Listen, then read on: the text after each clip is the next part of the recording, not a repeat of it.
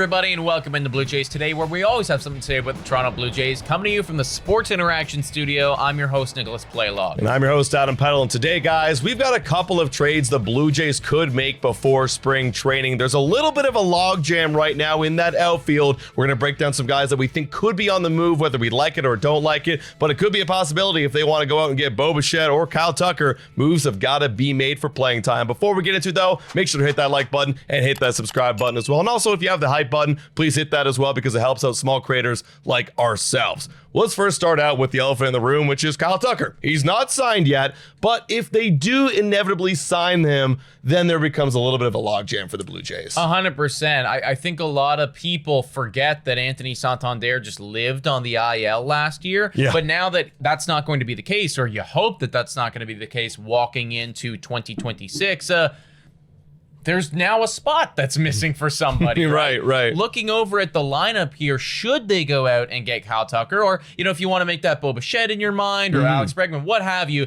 just understand that somebody else is occupying a spot here. You can see that you got Santander in there, you got Varsho in there, you got Kirk, you got all the usual suspects, but there's no Lucas. There's no David Schneider. There's no Miles Straw in that lineup. There's no Joey Loperfido in that lineup, right? And none of those guys are on there as it stands in the starting lineup, a lineup, I guess, if you would, for the Toronto Blue Jays, which then begs the question, would it be better for the team if they go out and if they get Kyle Tucker or if they get Bo Bichette back or what have you? Would it be better for them to take one of those assets, not all of them, but one of them, and potentially consider moving it into another aspect of their team through trade? Yeah, and that's the thing, right? Like, we looked at last year, when Bo Bichette was on the team, and you still saw some of those guys have pretty prominent roles, like Nathan Lucas and whatnot, and like Miles Straw, but that was because of the Santander injury. So you could make an argument to yourself, yeah, maybe we don't trade those guys just in case of injury, which is totally valid. But if you do go get Kyle Tucker, well, that's an everyday player right there in right field. You're not taking Varsho out of the lineup. And then you got to split between what? You got Santander, Lucas, Miles Straw, Loperfido, Schneider. Like, that's become a mess of headache for the Blue Jays. And yeah, you're right. Like, if they're not playing, you might as well get some value out of them and trade them for another piece, possibly a bullpen piece or maybe some prospects or cash. It's kind of the same argument that we've been having with Jose Barrios. It's like depth is never a bad thing, and I'm never going to say, like, don't have depth. But ultimately, it's a good baseball player that might not be playing as much as he should, or, would be playing more on another team. And really, the option is there for them. Looking over at the roster as it is right now, they don't even have Joey Loperfido on the, what is that? The 26 man right there. They don't even have him on it. He wasn't really on it last year unless of injuries. He wasn't, right? And he played phenomenal for the Jays in the small sample size. I believe his OPS was chilling just under the 900 mark at 879. Keeping in mind, this is 96 at-bats, but you're looking at a kid like that and you're thinking, okay, there's a little bit of a flash in the pan. Could he get another look? Fact of the matter is, on the Toronto Blue Jays, there's just not a spot for him to get that look right now. There would have to be a lot of injuries. And again, like, if you do add Kyle Tucker, there would have to be even more injuries to get him into that lineup every single day. So for me, if I'm the Toronto Blue Jays, this is the number one guy I'm looking right now to move. And I know a lot of fans out there love Joey Loperfido. We like him too. He's a young, exciting guy, just 26 years old. But that's what makes it exciting for another team. If you can kind of flash over what he did in that small sample size, flash the age over a little bit, then hey, why not another team take a shot at Joey Loperfido? And you could be looking in return, because he's got so much time left, maybe a bullpen arm that we still need. We still need to flush out that bullpen, or maybe another prospect that has a little bit of a longer timeline to get to the MLB, so that maybe when he's ready, there'll be a spot for him then. Yeah, and I wouldn't hate that. Just think for a second, imagine these numbers, like exactly what's happened here, small sample size, little bit of a exciting numbers there, but nothing to really hang your hat on. But imagine this, but as a bullpen arm, right? And you can just make that trade 1-for-1 type thing and get somebody like that back. Would that be better for the team? You guys sound off, argue about it in the comments down below. I think honestly it might be. Now, if they didn't want to move on from Joey Loperfido, maybe they like him for the future, maybe they like all that team control, you could certainly make some arguments for, like the names I brought up earlier, Nathan Lucas, David Schneider, Miles Straw. Now, Nathan Lucas, to me, it's a tough one. Okay, let me ask you this. Out of the four guys that we've brought up here, Is he the furthest away, in your opinion, from the potential of getting moved, considering he's a free agent in 2031, considering he was batting second a whole lot of the time, even though knowing that if Kyle Tucker comes in here, he's likely not starting necessarily? Yeah, I would say probably close to the furthest. It's between him and Miles Straw for me. Miles Straw for different reasons, because he's got a contract to his name and maybe teams don't want to take that on. Even though it is a little contract, some other teams might be out of the books or out on him just because of that. They might not have the money to pay for him. But Nathan Lucas, for me, is also a guy that maybe not getting traded because, one, he is a bit older. Yeah, he's got lots of control, but, he is older. He's 31 years old, will be 32 next year. And the Blue Jays might look at this guy as a valuable asset for the reasons I brought up earlier, where if there is an injury, you saw what this guy could do with playing time, and it didn't matter to him. His entire career, he's been in the minor leagues not getting playing time. What's going to change now? He's on the bench riding with the Toronto Blue Jays. He'll be happy to be there, and when his name is called upon, he'll give you a quality at bat, he'll give you sound defense, and he'll put up some decent offensive numbers. Literally an average baseball player with an OPS plus of 100. So for me, I think the Blue Jays might value him as a player and not necessarily, because they're going to look at, like, well, what are we going to get in return? Probably not a hell of a lot. I want to keep a guy like Nathan Lucas on this team. Potentially. I would also argue, though, that all of those things that you just said, there's some good selling points. And the reason that we're even having this conversation to begin with is because we do have a lot of those guys kind of in that same mold. You could make some similar arguments for David Schneider. You could maybe make some of those arguments for Joey Loperfido, although we haven't seen it over the full sample size like we did with Nathan Lucas last year. But point being, we have a lot of these guys, and I know that Nathan Lucas was phenomenal down the stretch. Could be a selling point for another team. Like, for me, I do think that he might be one of the furthest away from getting moved, just because, they saw him so much and they know what he could provide. But then again, like, another team saw that as well. And maybe they're thinking, hey, like, we could really use, that fourth outfielder, and we don't have one. And Nathan Lucas, like, we know that he can do that. So I think that Nathan Lucas could actually be a relatively easy sell for Toronto. I'm not saying that you're going to get back a incredible prospect or even a top tier bullpen arm, but if you get Kyle Tucker in and, you're thinking to yourself, man, like, he's just not going to see the field a whole lot. And if an injury happens, or even if two injuries happen, we still have David Schneider, we still have Miles Straw, we still have Joey Loperfido.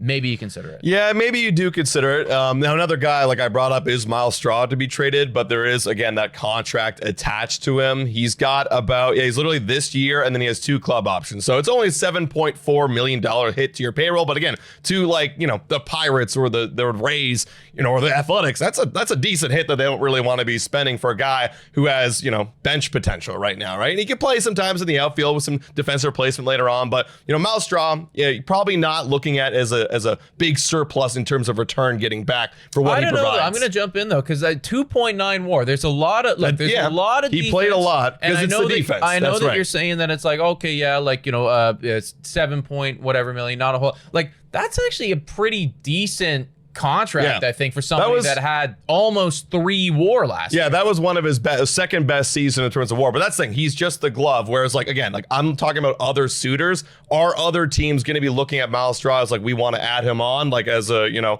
our bench guy? Probably a lot of teams would be out on that, unless you're looking at, the Dodgers or the Yankees that can afford something like that. Yeah, I think I kind of disagree with you on that, to be honest. Really? Like, yeah, of course. I think about how much Toronto paid Kevin Kiermaier to come in and quite literally do what Miles Straw did, and actually potentially even less than that, right? Like, he started he started as much as possible, right? Not in the final, when he was on his way out, not all of the times, and Miles Straw, for me, like, if you're a team that doesn't have that defense, I mean, honestly, like a squad like the New York Yankees, who do have problems defensively speaking, like, I don't know, I think that this could actually be a relatively good sell, because you're not trading him for the bat. You're trading for him to be a good outfielder for you. So for me, like, I think I'm actually going to push back a little bit. Yeah, but what would teams would value that almost 3 WAR. What would you get in return for a Miles Straw, though, considering the contract? Well, okay, you're not getting a Mason Miller. You're not getting anything crazy here, but I think that you could theoretically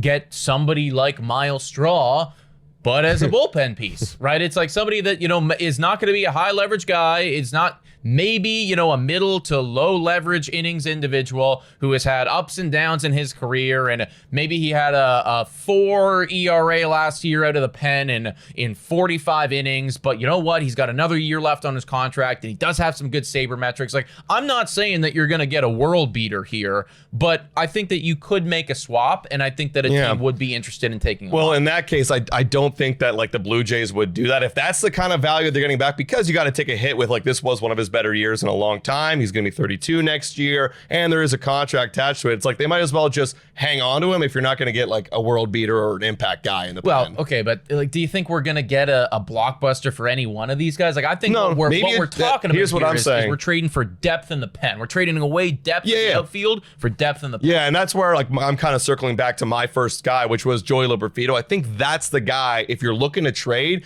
you want to trade him, because the last guy on this list is David Schneider. I don't think they're going to be trading David Schneider. That guy is too much of a clubhouse dude. He had a great year last year. He's vibing with Addison Barger in this team. You don't want to be trading that guy. Similar thing to Mel Straw. They were in that kind of tandem Barger, Schneider, Straw. They were all hanging out, being buddies. Whereas like Joey Loperfido, maybe the outside looking in, and also a more tantalized piece, you could get maybe a relatively better deal for. I mean, look, I think I do think that if I had to choose here, I think I'd probably, I guess, you know, trade away Joey, but that's just because we haven't seen him. I think what I'm looking at here is you have 4 guys that could all theoretically do the same thing. Now, I don't want to trade Davis because I also love Davis as well, and he did have a pretty solid offensive season last year. Granted, small sample size again, 188 at-bats, but you felt like he figured something out there.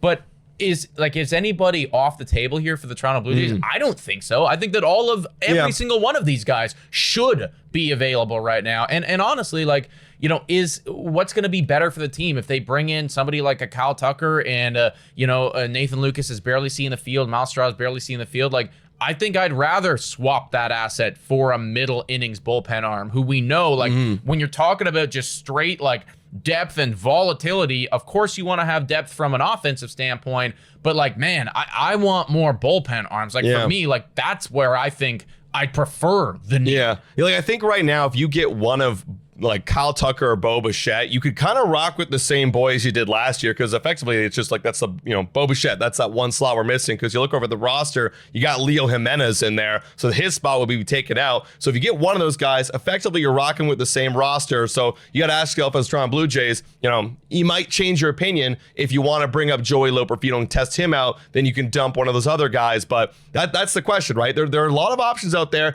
but you kind of have to see who's going to come knocking on the door if you're the Blue Jays.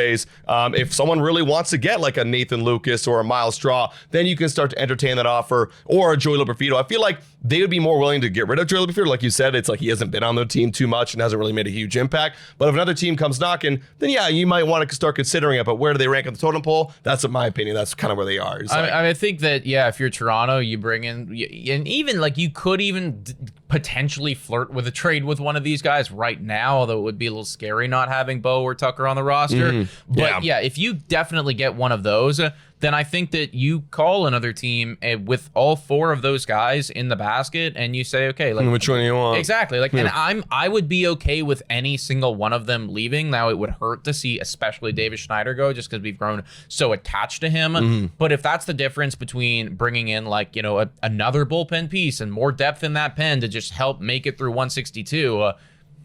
I am okay with it. So effectively, could the Blue Jays trade one of these guys? Yeah, they absolutely could. I think it's going to be the right deal and the right time. We got to wait for Kyle Tucker or Bo Bichette to sign, which could be a while, but don't be surprised if you see like mid-February, even early March, a trade happen. Blue Jays have done that in the past. Well, final thoughts here. What do you think would be more likely? Is one of those 4, so an outfield depth piece getting traded, or Jose Barrios? Probably an outfield depth piece. They might use Jose Barrios, in the pen, or at least a competition for the starting role, or what have you.